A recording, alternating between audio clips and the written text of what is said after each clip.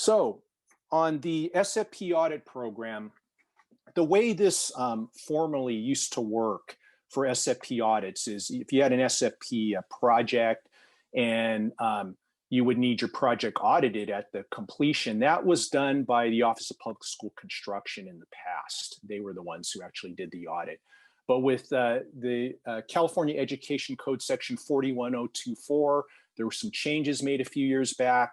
And what happened with that is that responsibility now got moved over to local CPA firms. So basically, as a school district, your responsibility is to contract with a firm that, much as they do your annual financial audits, they will now be auditing your SFP projects. And so a CPA firm will do that for you, and they will use the audit requirements that are currently posted in the K-12 audit guide, and that's Appendix B for the SFP program. And that can be found on the Education Audit Appeals Panel website. So if you go into there, it'll have for the SFP program. It'll also have Appendix C for our program FDK. We'll have a little bit more of a mention of that later in our presentation. We're going to focus in this presentation on the SFP audits, but in Appendix B is an audit guide that was developed with the OPSC, the California Department of Education, SCO, and working with the school districts. It works also with we have just that group that works together to put together the CPA firms. We put together the audit guide, and that has the procedures for the program. For SFP, all projects funded on or after April 1st, 2017, and a portion on or after July 1st, 2017, they're subject to this performance audit. Also subject to the performance audit is what's called the unfunded list. And these were projects that were added to this list between May and October of 2012, and they received SAB approval for placement on this list in June of 2017. They were not subject to a grant agreement, and we'll talk more about a grant agreement a little later, but they still do need to have a performance audit. I think there were approximately around 100 of those projects. And the SFP audit report will be due 1 year from the final submission of the final form SAB 5006 expenditure report. So that's your final expenditure report that you will submit to OPSC. And 1 year after that report comes to OPSC, it's expected that an audit report done by CPA firm would be submitted to the State Controller's Office for their review. The Yellow Book standards for performance audits tied to the generally accepted government audit standards would be used tied to this review along with the K-12 audit guide.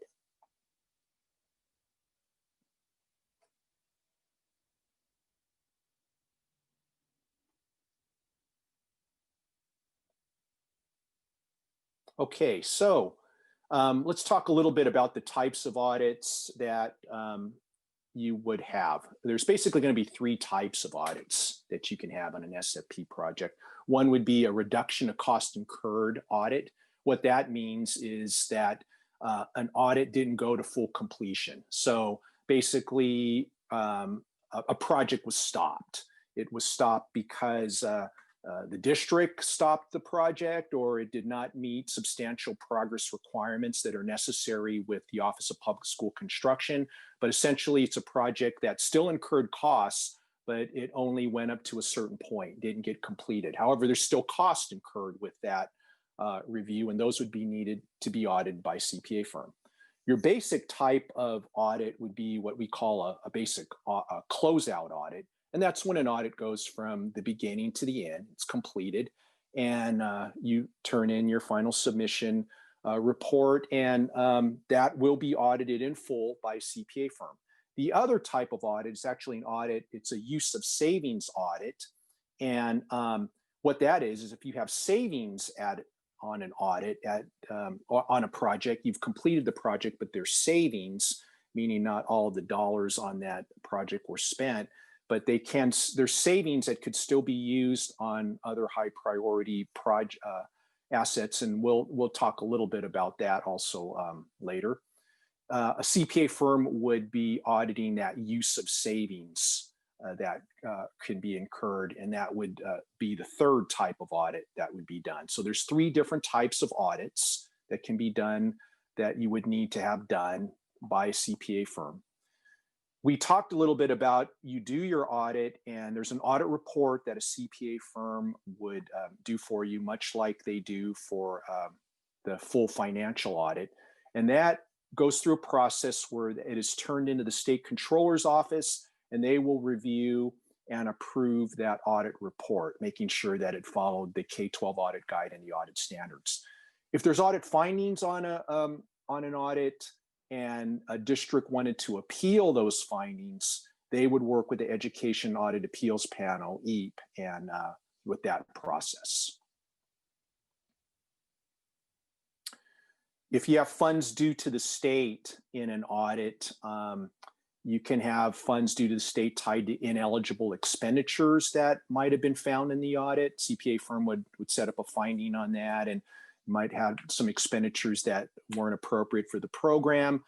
Formerly, the Department of Education was involved in that process and the return of those funds to the state. Now it's OPSC. There can also be grant adjustments for site grant adjustments that can come about from an audit. You would work with OPSC on that. And OPSC is the organization that basically, when it comes to tracking savings, unused funds, those type of areas for the future, even after an audit, OPSC will be the organization you would work with on that. And we'll have some information for you later in the review on even some specific people, even in our office, that you can work with on any of these areas if you have questions or have these kind of situations occur. We like to know the whole process in this way, in a kind of in this flow chart. I think it's really helpful to be able to take it kind of from start to finish. So as we mentioned, a district would have its final 5006 expenditure report. It's completed a project. It's going to send that in still to the Office of Public School Construction, as it has always been. And formerly, as we mentioned, OPSC would do the audit, but now it's going to be a local CPA firm. So OPSC, upon receiving that final expenditure report, we will notify a district that an audit needs to be done within the 1 year. And then it'll be the district's responsibility at that point to get a contract with a local CPA firm to have that audit performed using the K-12 audit guide and following the government audit standards. The local auditor, upon their completion of their audit report, will submit that to the state controller's office, who is responsible for review and certifying that audit report. And as we mentioned, the district will have 60 days to file an appeal with EAP if they have any issues with any of the findings that a CPA firm found. SCO will provide OPSC a copy of the audit report also, because we will need that not only for our information related to our own closeout of a project, but it's also, we're the organization related to collection of funds for any audit findings for ineligible expenditures, grant adjustments, and any type of accounts receivables that would be set up with the district related to any of these findings or grant adjustments would happen through the state allocation board.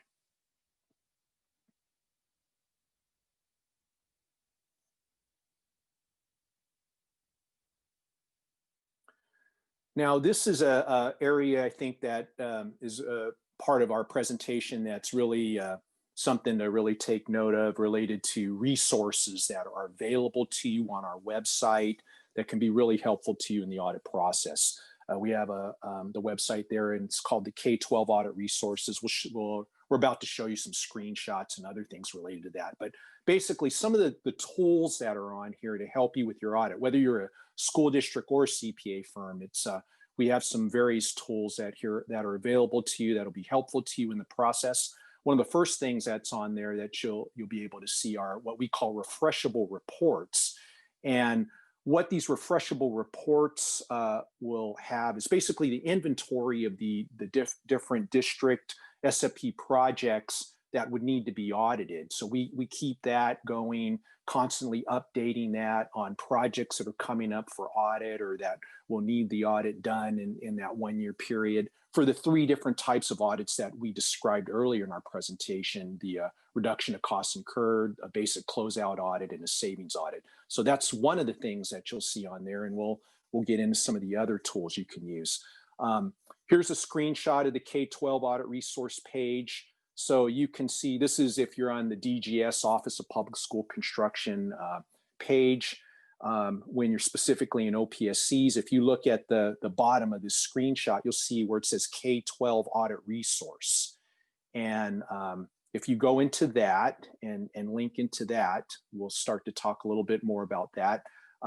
Here is this, it'll bring you to this area. So first of all, you'll see some contact information up there, and we have Jason's name on there, and Jason with his phone number and email.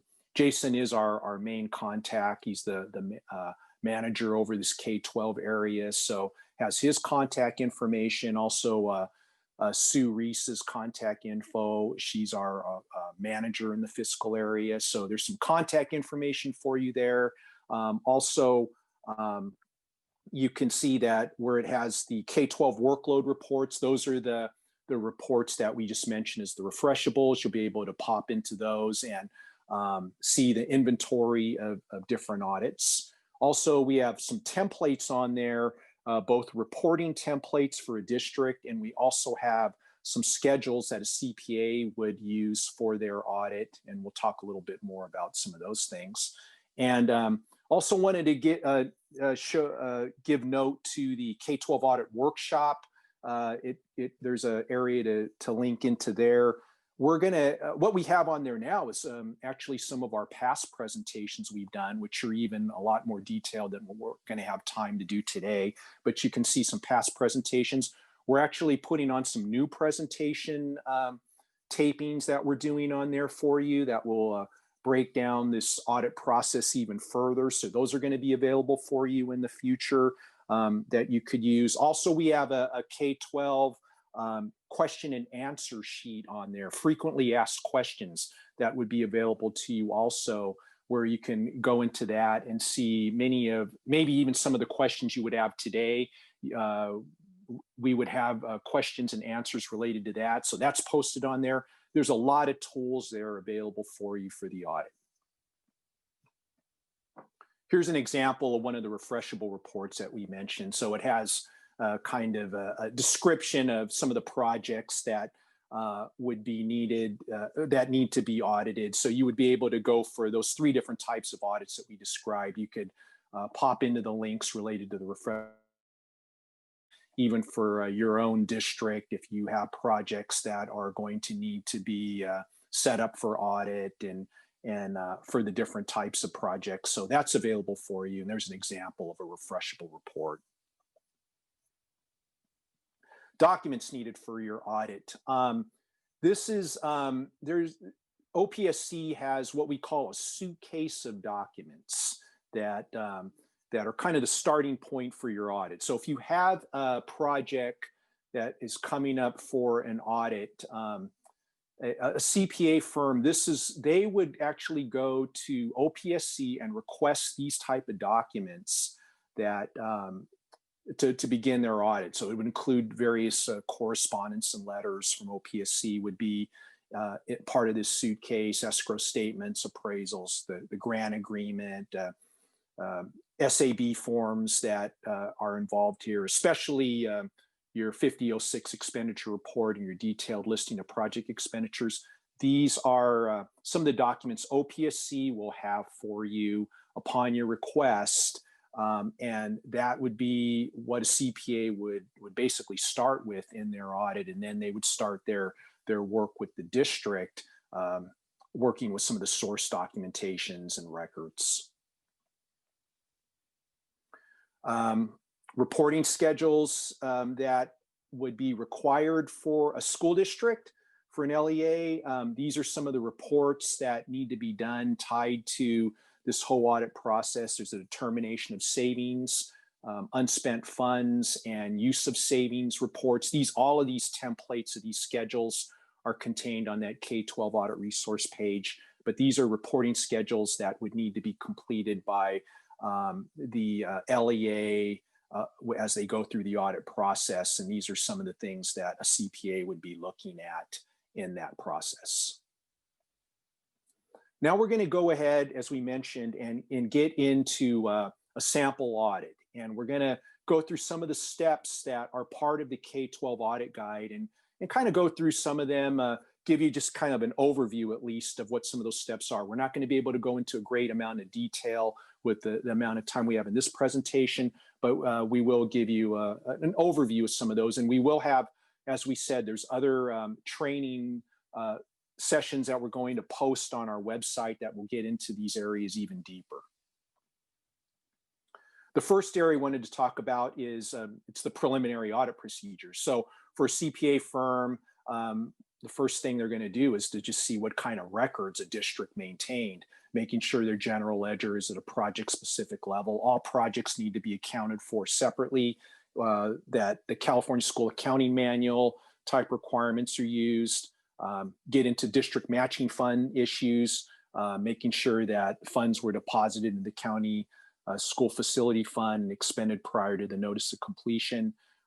This is a more recent issue where we have written into the guide now that non-compliance with matching fund requirements may result in a potential loss of funding as determined by the state allocation board. So that is a more recent issue that is come up that was added to the audit guide, that may result in a potential loss of funding if this is there's non-compliance in this area.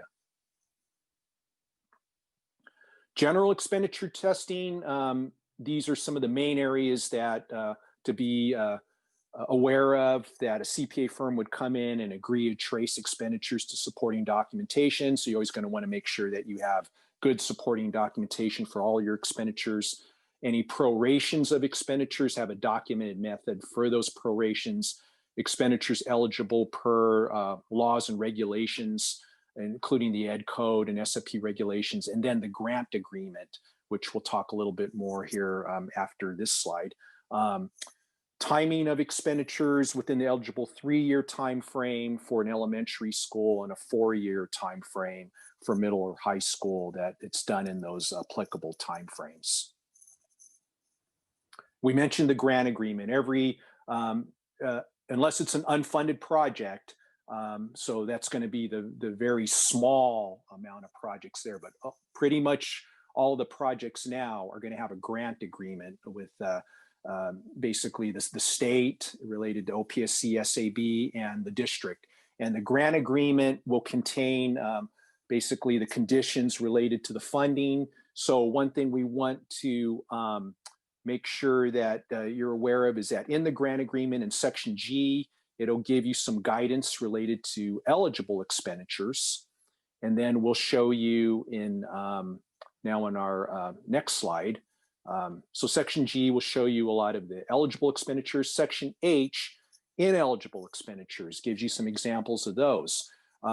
We want to really make sure that you're aware of things for sure. Like in this section here, we have some items. I draw your attention to where it says little g, and it had items that are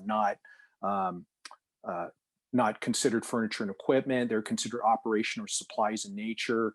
Making sure that things like your computer equipment and some of that athletic team type equipment, golf carts, trailers. We've listed some specific things that have been potential issues in the past that have actually, that you're aware of those specifically. So basically that is the my part of the presentation. Now I'm going to turn it over to our one of our fiscal audit supervisors who's been instrumental part of this program from the beginning, Jason Hernandez, and he will be one of your main contact people even in the future related to questions. So I'm going to turn it over to Jason, and Jason will take you through the rest of the presentation. All right, good morning. Thank you, Keith. Again, my name is Jason Hernandez, and I'm one of the audit supervisors in charge of the K-12 team, like Keith mentioned. And Keith and I were the ones that worked with the audit group, with the CPAs to form the original procedures in the K-12 audit guide, Appendix B, and then later on Appendix C. And so we'll continue on with the sample audit that we started. Here on the screen, you'll see the planning and construction costs, the planning costs for the architect and for the design professionals. We look at their contracts, the construction contracts, the contracts for the construction managers, and the basic procedures ask the CPAs to agree and trace those source documents to the amounts that are reported on the DLO, not to exceed the final billing. One of the main things is if it's the opposite, that's the main thing that we're looking for, that it does not exceed that final billing. If it's the opposite, then if the main contract exceeds the amounts reported on the expenditure report, that's not as crucial, because in that case, it could be a contract that is prorated over multiple projects. And so we're just looking at the amount that is applicable to the particular project that you're auditing. And then also, depending on the delivery method that was used, we look at the public contract code. We want to look at documents which substantiate the competitive bidding requirement, if that was required for like your traditional design bid build delivery method. If they're using another method such as lease back, then there's other requirements with those and not necessarily the competitive bidding process. Okay, next is the 60% commensurate test. And this is basically a test to compare the hard construction costs on the project versus the soft cost of the project. When the LEA originally submits the project for funding, they submit an estimate of their costs, and that at least 6% of those costs on the estimate has to be for hard construction costs. At closeout, when the audit is being done, they're looking to see what the actual percentage was for the project. And one thing to keep in mind is this is audit procedure that does not result in a finding. This is mainly for informational purposes. The table that you see on the screen there, that will be one of the tables that is listed at the end of the audit report. And that is one of the things the state controller's office will look to make sure that this table is included. But again, this is just for informational purposes. This is not a procedure that will result in an audit finding. So you'll prepare the table to make sure. In the example here, we have 60% of the total grant was the $6 million. Based on the hard costs that were reported by the district on the expenditure report, they had 6.5 million, or 65%. Once the audit was done, the CPA determined that the actual amount was 6.4 million, or 64%, and then they'll just show the difference. And that way, that will be one of the tables that is shown at the end of the audit report. Okay, interfund transfers. In this audit procedure, we're reviewing the supporting documentation for transfers out of SFP funds, out of Fund 35, determine if they're allowable. And mainly because a lot of these projects that we're looking at right now are reimbursable projects where the district already received their funding ahead of time and the project was complete. So when they receive these reimbursable funds, they are initially deposited into Fund 35, and from there, they are free to move them either to the original funding source, such as Fund 21 if they use bond funds, Fund 25 if they use developer fees, or if they do not need that, they're also allowed to use the funds to pay down any debt instrument that was used to move these projects forward. For the interest income, we're looking to agree and trace the reported interest that's reported on the expenditure report on the SAB 5006, and trace and agree those amounts to the general ledger and any other supporting documentation the district may have. And depending on if that interest, the audited interest amount is different than that was the reported amount on the expenditure report, that may affect the audited amount of savings later on. And you'll see that on one of the later slides. Okay, and this has been a topic of a lot of discussion lately. We've gotten a lot of questions. The restricted maintenance account. There's 3 requirements that the district has to do. They have to establish an RMA account. They have to deposit the minimum amount required into the account, and that can change depending on which year the district received funding. But commencing in the fiscal year 2019-20, a minimum of 3% of total general fund expenditures for for the most recent fiscal year and prior fiscal years after the receipt of funds, including the year that it received the funds. So basically, starting with the year the district received the funds, they have to make those deposits. There are exceptions for the small schools. You see those up there under Ed Code section 17070.75. There's an exception based on ADA for the high school districts, for the elementary districts, and for the unified. And it's the various pupils depending on what type of district it is. And that small school exception does not mean that you do not have to charge the fees. What it means, for example, if it was a 1920 fiscal year, they do not automatically have to charge the 3%. If they can meet that requirement with a lower percentage, then they can do it. If they're only charging 1.5% and it's an elementary school with only 800 pupils, they meet the exception rule. So they meet the requirement by only charging the 1.5%. So that's what the exception means, that they can meet their requirement with a lower percentage, but they still have to be depositing those amounts. It just means they do not have to deposit the maximum amount of the 3%. They also have to have their ongoing major maintenance plan. And one thing we've had questions about that, is there a template that they have to use for this major maintenance plan? There is no template. What we're checking for is to make sure that they do have a plan. How that is presented there is no right or wrong way. We're just making sure that it's documented that they do have a major maintenance plan. If some of this is not done, then potentially it can be a material inaccuracy, and that could be an item that's taken to a future board. Okay, so we want to prepare a table because not every year the amount deposited will have to be 3%. Depending on when the project received its funding, there was various amounts that the district could have been charging to still meet that requirement. It was starting with the fiscal year 1920 that it was 3%. But for example, if the project received its funding in 2017-18, then there's a test. It's the greater of the lesser of 3% of the general fund expenditures, or the amount that was deposited into the account in the 2014 fiscal year, or 2% of the total general fund expenditures. So it's the greater of either of those amounts. As long as they meet that requirement, then they're meeting their percentage. So it's not automatically 3%. A lot of it depends on which year they're deposited, which year they received their funding.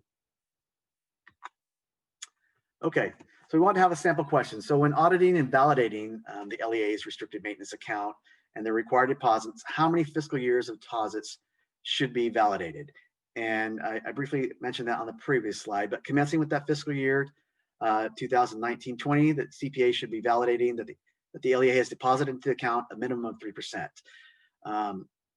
And that minimum 3% starts with the fiscal year in which they received the funds. And every subsequent year up to the most recent complete fiscal year. So potentially could be more than 1 year, or again, also depending on when they receive the funds, it could be only 1 fiscal year. So it's just important to keep in mind that it's not automatically going to be just the most recent year.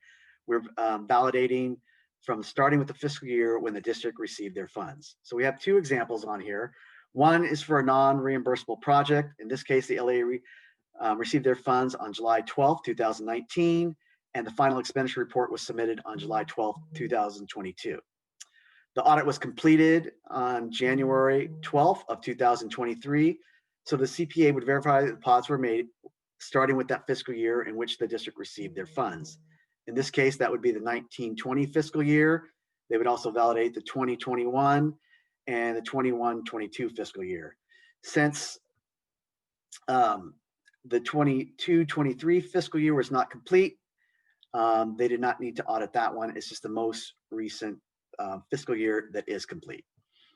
Another example here is for a recent reimbursable project. The LEA had a reimbursement project. They received their funds in July 12th of 2019. The final expenditure report was submitted a few months later on December 12th of 2019. And then almost a year later, the audit was completed in November 19th of 2020. In this case, the CPA would verify the deposits were made, starting again with the fiscal year in which the funds were received by the district. So in this case, they would only have to verify the fiscal year 1920 based on when those funds were received and when the audit was started by the CPA. So it can be 1 year, or it could be multiple years, just depending on when the funds were received by the district and when the audit was commenced. Okay, next we'll go into the adjustable site grants. These are the 4 site grants for site purchase, site relocation, hazardous waste removal, and the Department of Toxic Substance Control. And these are the only 4 grants that are adjustable, that they are adjusted to the final eligible amount. So the grant can be adjusted up if there's additional eligible expenditures, or it can be adjusted down depending on what the audit results. But these are the 4 categories that can be adjusted. Okay, starting with this site purchase grant. We're going to agree and trace those amounts reported to the source documents. The site purchase funding is approved based on the lesser of the actual cost versus the appraised value of the site. So we need to determine what the actual costs are. Those actual costs are determined based on the final escrow documents or any court orders that were issued. Certain costs, it's important to remember that certain costs listed in the court order are not necessarily eligible for site purchase funding. And when we say that, one thing that's important, and I'll repeat it as we go on, it doesn't necessarily mean that it's an ineligible expenditure. It just means that it's not eligible for additional funding under the site purchase grant. So that's important, because I know that everyone's concerned that any ineligible expenditures have to be returned to the state. But if it's listed on there, and just because it is not eligible for additional funds for the site purchase does not mean that it is an ineligible SFP expenditure.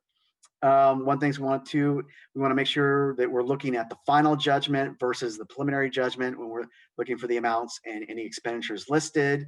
And we want to make sure we have a court order versus a settlement agreement. So you'll see the table below. Here's a sample that we have, and this table will be used to fill in the information on one of the schedules that is reported in the audit report.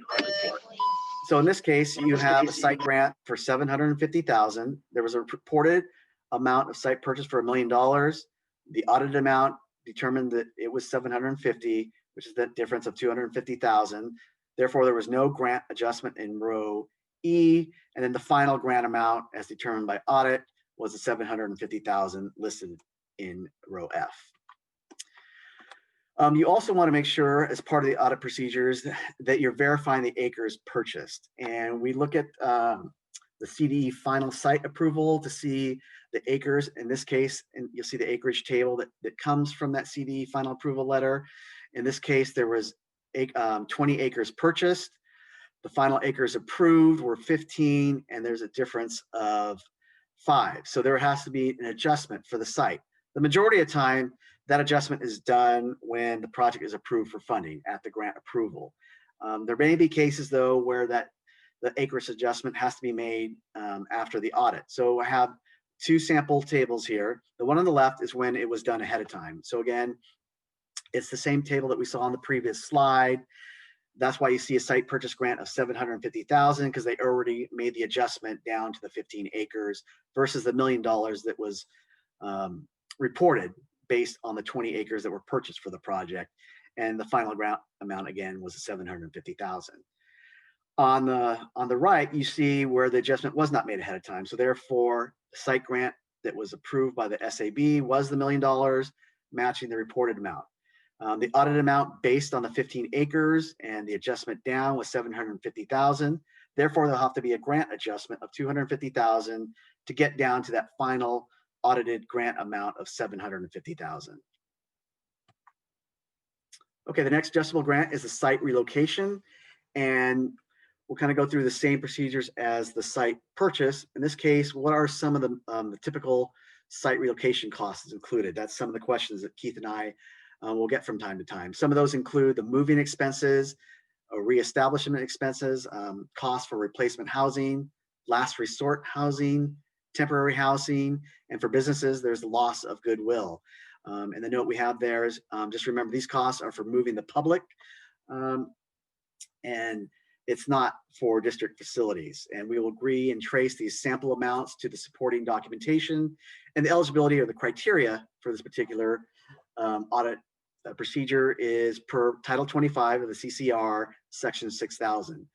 And one thing, you'll have the grant agreement as a backup. Keith had mentioned some of those eligible expenditures earlier that's listed in table H, and the ineligible expenditures that's listed in table G. But there's also cost allowances that are listed in the CCR under section 6,000. So this is another one. They may have some replacement housing costs that exceed the allowance. Those costs are not ineligible, but they are just not eligible for an additional site relocation grant. So that's, I'll repeat that a couple times, but that's an important distinction to know that they're just not eligible for the site relocation grant increase, but that does not mean they are ineligible. They could be eligible costs, just not eligible because there's a maximum cost allowance associated with certain categories. So in this example, we had a grant amount of $515,000. They reported $530,000.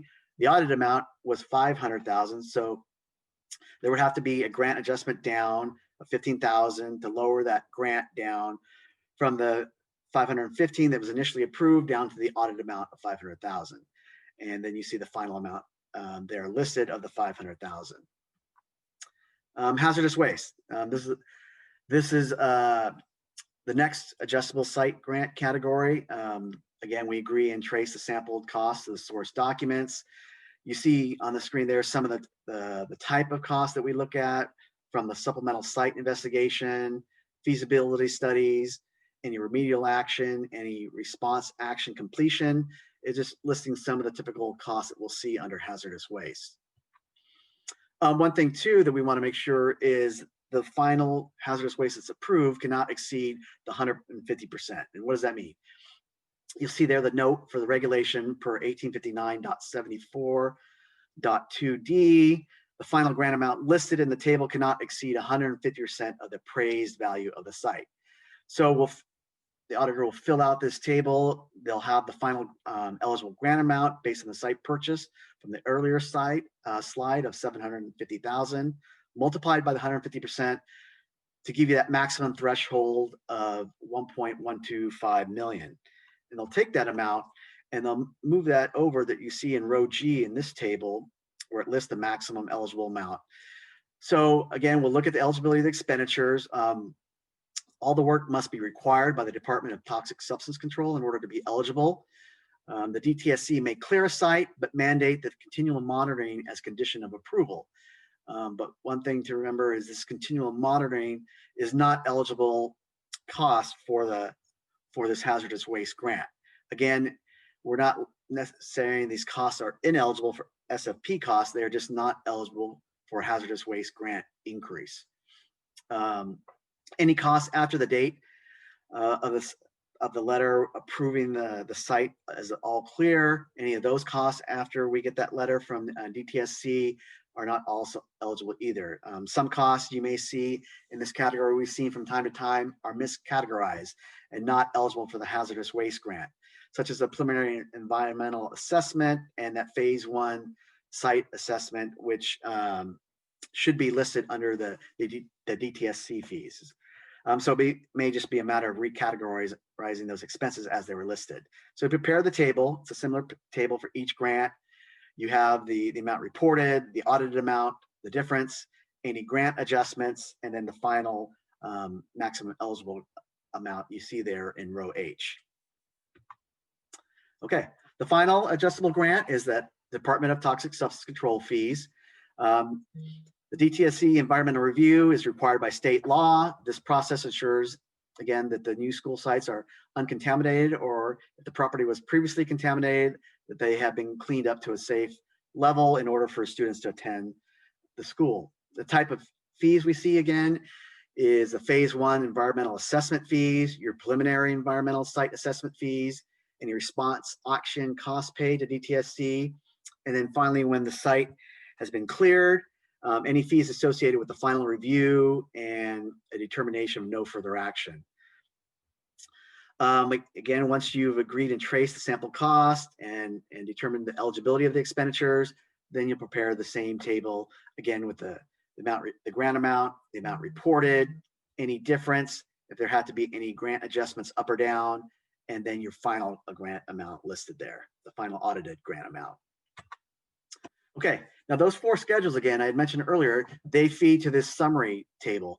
And this is a summary of the site grant adjustments. And you'll see each one of them listed there: the site purchase, the site relocation, the site hazardous waste removal, and the Department of Toxic Substance Control. So, and it lists the grant amounts, the same information, the reported expenditures, and the audited difference, and the grant adjustments. In the examples, we had a grant adjustment reducing the site relocation and the site hazardous waste down to the 500,000 and the 600,000 respectively. But we have many cases too where there's a grant increase, and you'll see the increase for the site hazardous waste removal, or if there's an increase for site relocation, it would also be listed in this table as well. And OPSC, once they receive the certified audit report from the state controller's office, we look at this table to determine what items we need to take to the board for any site grant increases or any site grant decreases. Okay, the date of occupancy. This was something that should have been verified by OPSC at the substantial progress review. What the CPA is doing is just verifying that the OPSC already did that. The date of occupancy should be after the submittal of the application for funding. So after the district submits their SAB 5004. What are some of the documents that we look at when determining that date of occupancy? We look at school board minutes, a letter from the fire marshal, any news story we may see online indicating when the date the school opened, or perhaps the notice of completion. It's not limited to these 4 items, but these are just the 4 items that we look at most of the time. There is that potential if we can't, if we determine that they did not do this, that the project may have to be rescinded. Okay, the determination of project savings. At the beginning of the audit, and one of the documents, it was one of the schedules that Keith had listed on a previous slide, but the LEA submits the schedule of SFP determination of project savings. And in there, it's basically listing, based on what the expenditures they reported, what the reported amount of the savings is. What the CPA will do in the audit procedure is they are recalculating that savings, minusing away any site-related grants and any site-related expenditures, and making sure those are excluded from the calculation to determine what the audited savings amount would be. Savings for non-financial hardship projects, new construction and modernization, can be used for high priority capital outlay. So this is the type of, Keith had mentioned earlier, the use of savings reports that are submitted, and later on, there's that use of savings audit. These are savings from the non-financial hardship projects for new construction and modernization. Any audited savings is displayed. There's a schedule of SAP determined of project savings, and the audited savings amount will be used by the OPSC for tracking purposes. Here you see a copy of that schedule. So you have the reported amount in the first column, the audited amount in the second column, and then any difference. In this particular example, I won't go line by line, but if you look at the interest amount in row E, the district had reported 20,000 in interest. The audited amount, when they did the audit procedure, was determined to be 30,000. So there was that difference of 10,000. So that, in essence, affected the amount that was financed for the project in row F, and that changed the final amount of savings from the reported amount of 520,000 to the audited amount of 530,000. And then you show the difference in that last column. Schedules that are included in the audit report. I had previously mentioned that 60% commensurate table for information purposes. The schedule we just looked at, that site grant adjustment summary, and also the one we talked about, the determination of project savings. In addition, we will have the summary of audit findings. This is the schedule that lists all the audit findings that were found in the audit. And then finally, the summary of final project funding. And that lists any amounts that are due to the state or any amounts that are due to the district for any site grant increases. So here that you see on this slide is the sample of the schedule of the summary of audit findings. So it's going to list the section of the audit procedure, the number of the audit procedure, what was the objective of the particular procedure, the findings and outcome, and if the amount was a site amount, it was related to site, or if it was related to any other ineligible expenditure. So for example, on here we had 2, and you can have audit findings that are non-monetary, and then ones where funds are either due to the state. So in this case, we had one for relocation costs, where earlier we had to make the adjustment. The costs were not eligible for state reimbursement. They exceeded the maximum allowance for that Title 25 of the CCR, Section 6000. So that site grant adjustment, the grant had to be reduced down.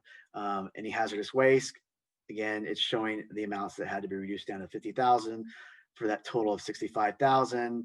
And then in the example we had ineligible expenditures of 105,000. So whatever the findings happen to be, this is the summary schedule that's used, and this is the one that will be included in the final audit report. Okay, and then the final schedule, the summary of final project funding.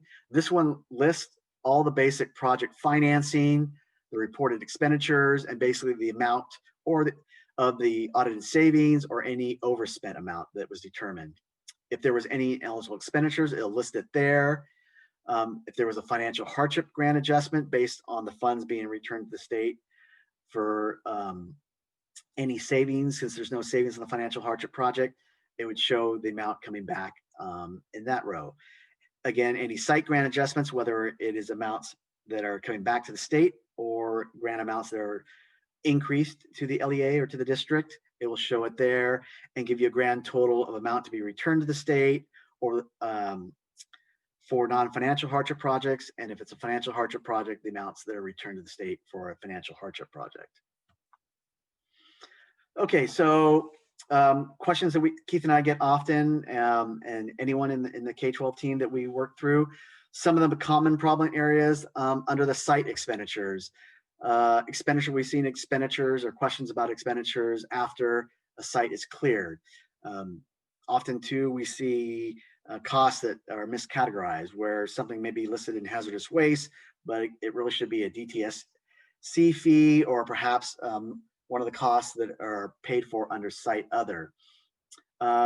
We see the expenditure reports, the detailed listing of project expenditures, where there's no description on the expenditure report, or it's a real general expenditure where just really it says something simple like construction, and it does not describe the type of work. And often we need some type of description in order to determine the eligibility.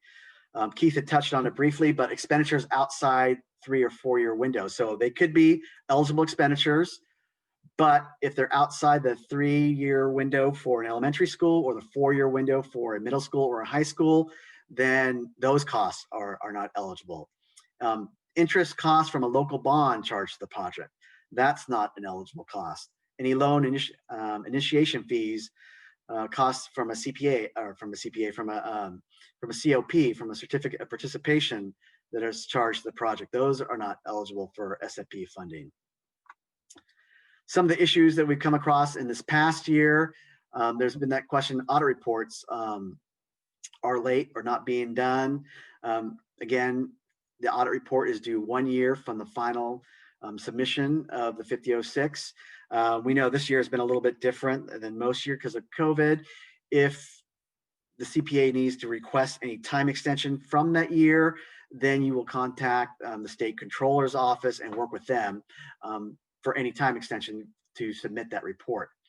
A question that come up more recently is the proper audit guide use. So the question being, like, if the CPA starts an audit in one fiscal year and completes it in the subsequent fiscal year, which audit guide do we have to audit to? So in this example here, we have that the CPA began the audit in May of 2020, the 1920 fiscal year, but did not complete their audit until August of 2020, and the new fiscal year being the 2021.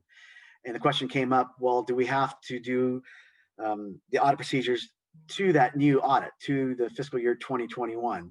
And the answer to that is no. Whatever fiscal year and whatever audit guide the CPA started the audit, that's the audit guide that you audit to, and all your audit procedures will be done to that. If there was any updates or revisions done to the new audit guide, in this case, the example of the 2021 audit guide, those updates will not apply to the audit. It all depends on what fiscal year the CPA began the audit. The restricted maintenance account deposits, they must be reviewed for the most recent fiscal year, again, and prior fiscal years after receipt of funds, including the fiscal year the district received its funds. So that's just a reminder that it could be multiple years that you're verifying and not just the most recent fiscal year.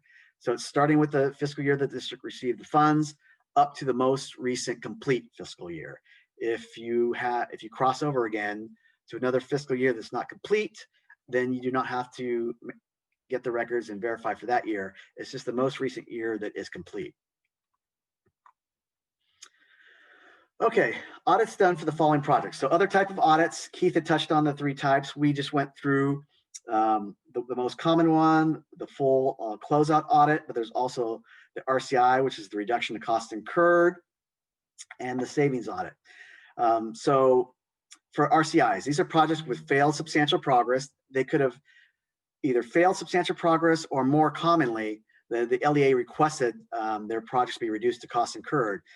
In the past, we usually get a letter from the LEA stating the reasons why they did not want to move forward with the project.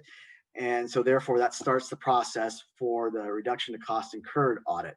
In this case, once we receive that letter from the LEA, or if they fail the 18-month substantial progress, the project will get put on the workload. And those are the refreshment reports that Keith had mentioned earlier. And those will get on the list. So an audit will be done to audit the expenditures that were made to date on that particular project. It's important to remember that there is no savings associated with the reduction of costs incurred audit. All funds that are not eligible for SFP expenditures are considered unspent funds that are returned to the state. A savings audit is only conducted for savings usage that's reported to the state for non-financial hardship projects, new construction, and modernization. A total project savings, again, is determined when the closeout audit is completed. The schedule and the district had submitted their schedule of determination of project savings, and then there was the audited savings amount. Subsequent to the closeout audit, the LEAs are required again to report the use of savings annually on the schedule of SFP use of savings summary until all the savings is exhausted. So commonly, we receive these use of savings reports after the final closeout audit. Sometimes we see them at the same time, especially since a lot of these projects are reimbursable projects. But one thing to keep in mind, we've had that question too, is the savings audit and the closeout audit. If you submit both the final expenditure report and your use of savings report at the same time, can it be one audit? There needs to be a separate audit for each one of those. There'll be one audit report for the closeout audit, and there'll be one audit report for the use of savings. And again, the use of savings shall be audited when reported until all the savings plus interest has been expended. So there potentially could be more than one use of savings audit. If a district had 500,000 in savings and they reported 250 one year, and subsequently they reported the balance the next fiscal year, then there would be 2 separate audits done for each one of those reported use of savings. Okay, additional types of projects you'll have are the financial hardship projects, the career tech, the charter school, the unfunded listed projects that Keith had touched on earlier, and the FDK or the full day kindergarten projects. Okay, some of the other agencies, if you had questions, such as if you wanted to if you wanted to ask for an extension to submit that final audit report that's due within the 1 year, you would contact the state controller's office. There's the contact information for the manager in charge of the audit unit that deals with the audit reports. If you had to deal with EAP and the district was going to file an appeal to the Education Audit Appeals Panel, the contact person, you see their executive officer and their contact information there. And then if there's any questions about payback for any ineligible expenditures, then the accounting manager's information is listed there as well. Okay, and then some of the contact information. Who can we contact at OPSC for any of your questions? My contact information is listed there. Suzanne Reese, which is the operations manager for fiscal services, and one of the audit supervisors, Hung Bang. And you can contact any of us for any questions, or you can email any of us and we can research any questions and answer anything that may come up. Okay, that completes the presentation portion of the question. I will turn off the screen share, and then we can proceed to answer any questions.